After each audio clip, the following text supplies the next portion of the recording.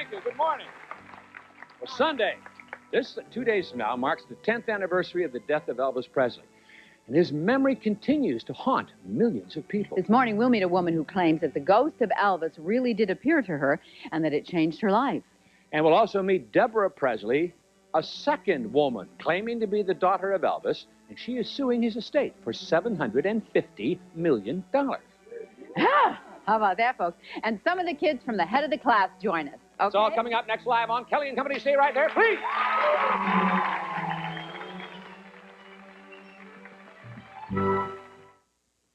It's for real. Save 40% on 2 full-length minks during Hudson's 13-hour sale. Friday only in the Fur Salon. All Metro Hudson stores except Summit Place. Do you have a fiberglass tub or shower that's impossible to clean? Mine was. Till I found Great and Easy, made especially for fiberglass.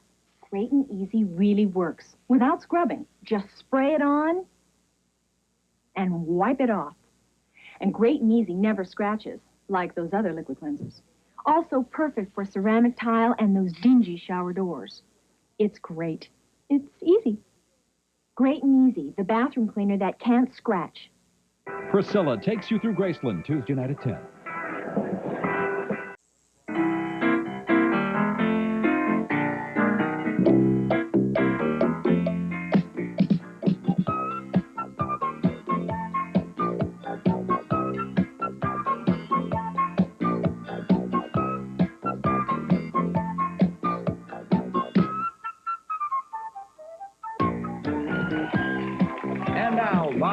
From the studios of Channel 7, it's Detroit's only morning talk show, the Emmy Award-winning Kelly and Company. Good morning. Welcome to Kelly and Company. We've all heard the question, does art imitate life? Well, we certainly know that television does. More and more we see programs based on real-life situations. So, ABC started a show about children in high school. It's a hit because it looks at teenage life as it really is. Here from head of the class are Jory Hussein, Tony O'Dell, Khrystyne Haje, Kimberly Russell, and Brian Robbins. Hi there, everybody. Hi, Gal.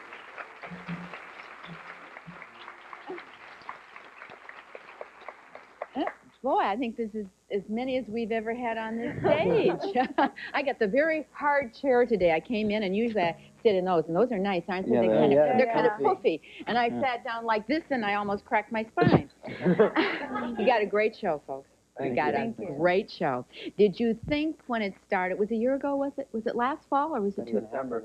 Last September. Did you have any idea that it was going to be as successful?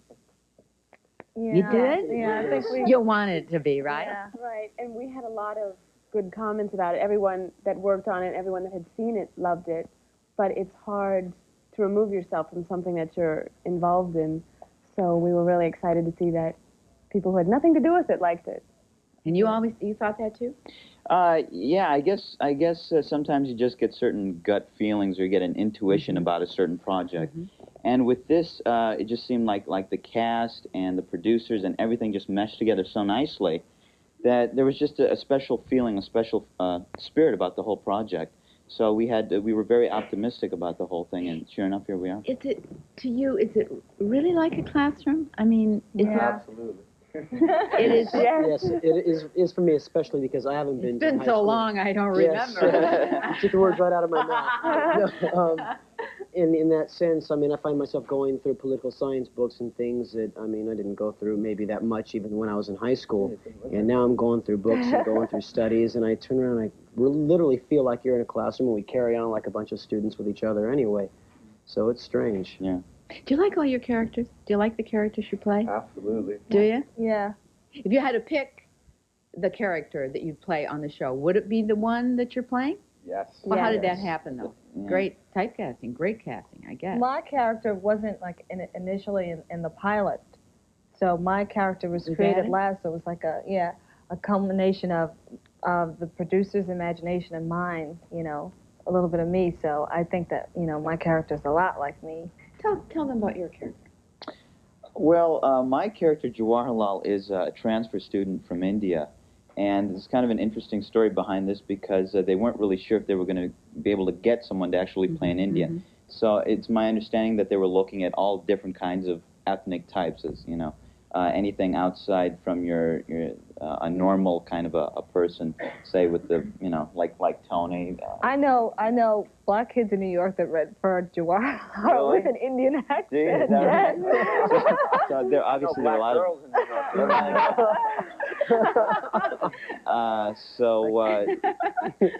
so basically what I do is the first year I did a very strong Indian accent, and that's going to be changing a little bit. We're doing some other different things with the character this coming year. You're losing the Indian accent? Yeah, well, it's changing. The accent is How changing. did it sound when it started? Especially in the first episode, it was very, you know, how do we say, help me out, Tony. Can't help you there. I'm new to the country. I mean, I have limited vocabulary. Yeah. But, I mean, it was very strong. So this year it's kind of changing. Jane, what is your character like? Oh, my character is a little bit shy. I'm the poet of the class, so a little dreamy, romantic, considerate, probably the most sensitive of the class members. What did you all think when you knew that you'd be playing with Howard Hessman? I was really excited. I met him at my next to last audition, and I'd already read so many times, and this was my 5th time in to read. And when I left, I thought, wow, I met Howard Hessman. Oh, well, if I don't get the role, I still met Howard Hessman. I was so excited. Brian? Brian, how did you feel? When I knew I was a big fan of WKRP, and I thought I loved his character on WKRP. Johnny P was, you know, was a great character, and my character in the show is kind of rebellious, such as his character was on WKRP. So it's fun to work with him and have that thing that we have going on, because I kind of feel that my character Eric is kind of like his character was when he was younger in the show. When I found out that I was doing head of the class, and I said, well, who's the teacher? And someone said Howard Hessman, and I didn't put 2 and 2 together with WKRP. So there was this movie of the week on, and it was this heavy dramatic role, and Howard didn't have the mustache, he didn't have like the beard from WKRP. And so I was expecting like this totally different person. I expected this real serious man, and you know. We've got a clip, and you want to set it up for us? I think you're in this clip. Yeah, the clip that we're showing today is from an episode where Sarah, my character, starts messing up in school because of her sister, because the relationship with her father, my relationship with my father is very good, but he's kind of hard on my sister because her grades aren't as good. And in this clip, I think the papers are being passed out. Okay, let's look at a clip from head of the class. Well, congratulations. You have really outdone yourselves on these papers. And here is the best one. An A? Way to go! Ladies and gentlemen, back from the Twilight Zone, here's Sarah. You can't give me an A on this paper. Why not? It's garbage. Well, I don't think so. I do. This is the worst paper I ever wrote. Sarah, an author is often the worst judge of her work. I thought it was excellent. Are you crazy? Mr. Moore, you're losing it. You can't tell good from bad. You need time off. Sarah, that is your grade. The end. Darlene, also an A. Wait one damn minute. Darlene, read your paper. Come on, Sarah. Read it. The American Revolution was a revolution not just of men, but of ideas and words, and none more potent than the ideas and words of Thomas Paine, whose pamphlets were the spark that lit the tender of our fight for independence. Mm-hmm. Now that's an A paper. Now here's mine. Thomas Paine, born 1737, died 1809. That means he was 72 years old when he died. I like it. We're talking doo-doo here. It's simple, it's concise, it's informative. There's no analysis, no point of view. It's incomplete. No, it isn't. Now it is. Sarah, your grade is an A. It is entered in my book. You will have to learn to live with it. I can't live with it.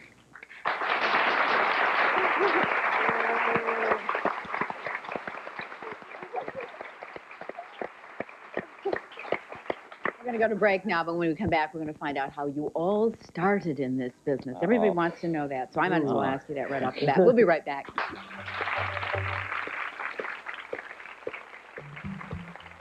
How soon should a child walk or talk? And what do those middle-of-the-night cries mean? If you're a new parent asking these questions, join our studio audience next week. Call 298-6161 for free tickets.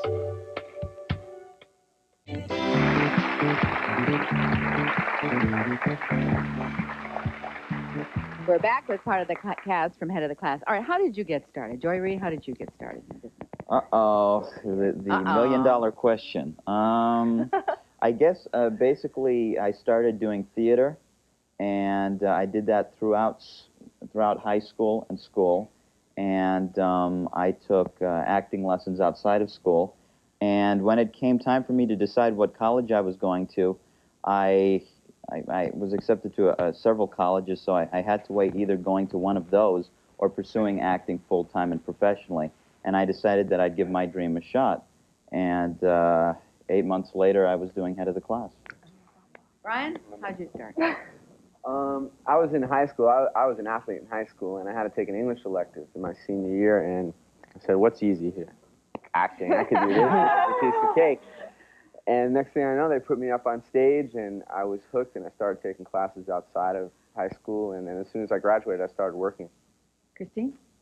I started modeling when I was 14. I went to Europe, to Paris and Italy with my mom, and then we came back to Los Angeles, and I did some commercials when I was 16, and I had such a great time. It was television. It was fabulous. It was fun. I came home. I was so excited. So I thought, well, gee, if you're an actress, maybe you get more of the same feeling. So then I got an agent, and then when I was 17, I got Head of the Class. Kimberly? I went to the High School of Performing Arts in New York. Oh, come on. You won a contest to get on Okay, I won a contest. No, I went to the High School of Performing Arts, and I studied acting and dance, and then I started doing plays and a little bit of television, and then, boom, got Head of the Class. I forget your name. Tony. Tony. Jordan. Tony. Tony. I was in high school, too, and they wanted us to know what we want to do for the rest of our lives, and I didn't know, so I went to a play, and I saw a play, and I said, I think I want to do that.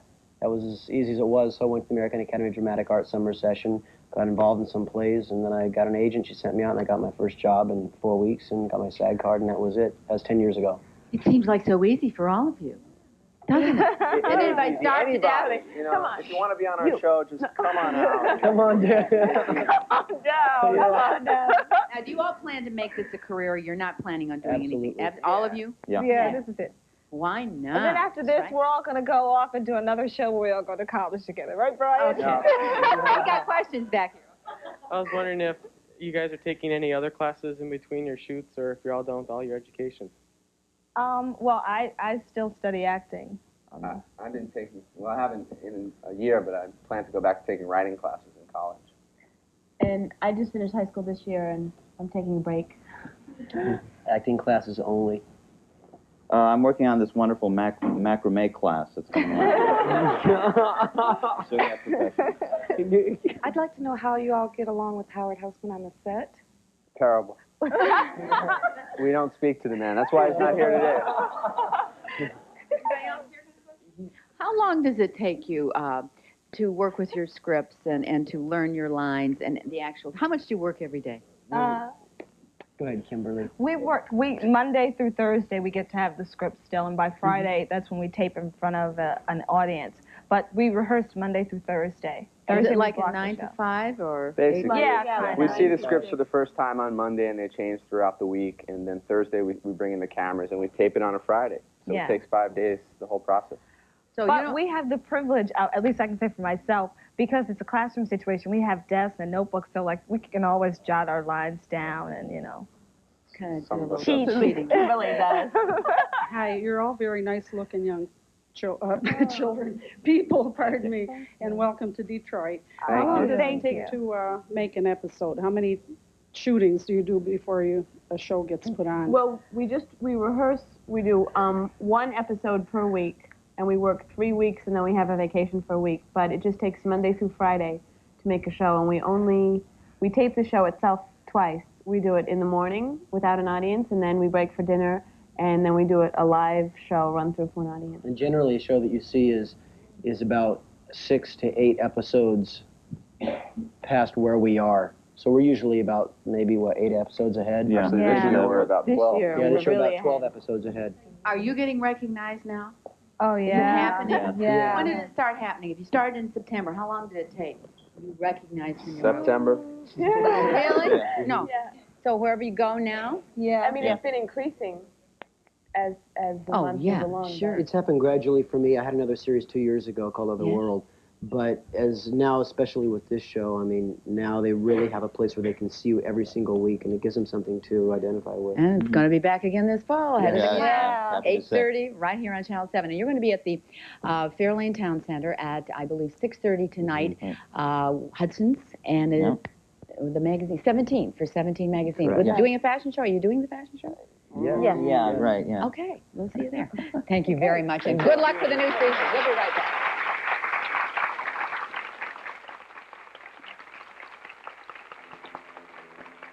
There are those who believe that Elvis still lives, and others who admit that he died but believe he still speaks to them. Stay tuned for Elvis Ghost Stories when we return.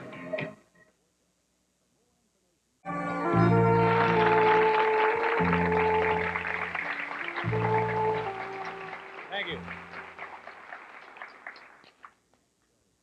You all do know, don't you, that Elvis is apparently visiting people now since his death? Anybody? No. No? Any believers here? No. Well, we may change your mind. Our next two guests think that it is true. One is convinced of it. Robin Quayle. She saw him when she was seated in a friend's living room. She is here this morning with Dr. Raymond Moody. Dr. Moody has spent months talking with dozens of other people who have had encounters with the king in the last 10 years. Please welcome them both to Kelly and Company.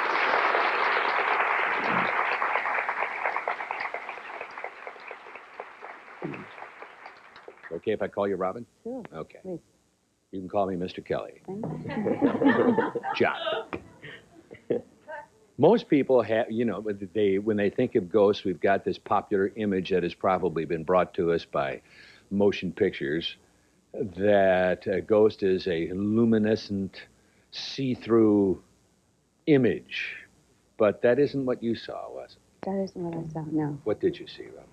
I saw Elvis look just about as solid as you do. Better, I hope. He looks pretty good. Tell us about it. Well, I was sitting in a friend's living room, and I was sitting a little away from the group that was clustered around the sofa, and I was listening very intently, and I was over... Listening to what? The conversation. Oh, okay. You were just talking. Which was over to this side of me, and then someone came up to my chair like this, and just there was like a touch here, and I was aware of someone standing there, but I was just trying to catch, you know, the end of the conversation, so it was like for just a moment I didn't turn, and I thought someone was going to give me some tea or something, and or offer me some more. So I turned around, and that's when I saw that it was Elvis. And it wasn't frightening, but was he standing? Cool. He was standing there. What did he look like? He looked very good. He didn't look like he did at the end of his death, at the end of his life. In his prime, so to speak? More or less. How was he dressed? Looked very good. He had on just jeans and a white shirt. Now, if that had been me, I probably would have screamed and hit the road. Well, now, I've seen ghosts before. So it didn't frighten me, but it shocked me very much. What did you do? I jumped up and ran into the kitchen. I shot out of my chair and ran into the kitchen, and my heart was beating very fast, and I was breathing very hard. And I leaned against the wall to calm myself, and I thought at the time, well, when I go back in there, I will not mention this, because I doubt if anyone in the living room is into this or would believe me. So when I went back in, I didn't say anything about it at first. Yeah. But the conversation soon turned to the fact that the hostess had frequently seen Elvis in the house. Did anybody else in the room at that manifestation? No, See, they were no. all talking in a very close group there. I've got to ask you, Robin. It didn't slide by me. You said you had seen other ghosts at other times. Briefly, what? My son was killed in 1975, and I had seen him a number of times. For 3 or 4 weeks after he died, I saw him, and also my daughter saw him. Quite solid looking, clothes, everything. Did he look the same every time? Mm-hmm. Mm-hmm. Did Elvis appear to you again? No. Just that one? Not that I saw him. I felt his presence later. You felt his presence? And I did automatic writing later that seemed to be Elvis's writing through me. Yeah, automatic writing, okay. Were you in a hypnotic state or anything? In an altered state, a deep meditation state, yes. Dr. Moody, do you accept this? Well, you know, John, over the last 9 years, first of all, I should say that I have more than a purely abstract interest in this. I have liked Elvis a lot since I was 11 years old. I grew up with his music, and this is a big thing to me. And also, I should tell you, I'm a specialist in psychiatry in the field of death and dying and how people respond when they lose a loved one. Well, one thing we know from a number of medical studies, which this seems very bizarre unless you know about the studies that have been done, but studies have shown that about 2/3 of widows, for instance, who lose their husbands will, within a short period of time after the death of the husband, have an apparitional experience or some sort of feeling of contact. Now, as a psychiatrist and a psychologist, I can't tell you about the ultimate aspects of these things. If you want to ask me whether apparitions are real or not or whatever, I can't say. But I can say that the people to whom they happen are completely sincere and that this is a very common phenomenon. Carl Perkins, for instance, who was a friend of Elvis's, yes, and Wayne Newton have both publicly talked about experiences like this they've had. And over the last 9 years, I have been fascinated in studying the way that people have mourned the death of Elvis Presley. Let me ask you, have these people, and you've interviewed dozens who have had the Elvis manifestations, have they, for the most part, been individuals who have, I'll call it, I'm not probably using the right word in your terms, but I'll use it descriptively, been obsessive about Elvis Presley?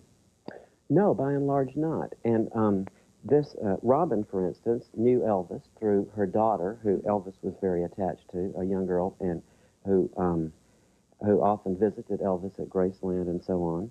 Oh, I didn't know that. Yes. And personal friend. My little daughter. Yeah. And what has happened? You know, I've studied death and dying for years now, and really it's impressive to me that the death of Elvis Presley has, in my opinion, been the death which has most deeply touched the American people. Almost everyone that I've talked with, a large percentage of people who were alive at that time, can tell you in exquisite detail exactly where they were, what they were doing, who they were with, you know, when they learned about Elvis's Beyond death. John Kennedy, beyond Robert Kennedy, beyond Dr. Martin Luther King? I think can you imagine, and John Kennedy's death traumatized the American people, there's no doubt about it. But was there a 10th anniversary celebration, anything like we're seeing with Elvis? No. This is a unique phenomenon in American history, and it's going to grow bigger. When I first started investigating I can't interrupt you, Doctor. I'm sorry. We have to take a break. Otherwise, we're going to have no time to talk between commercials again. We'll be right back.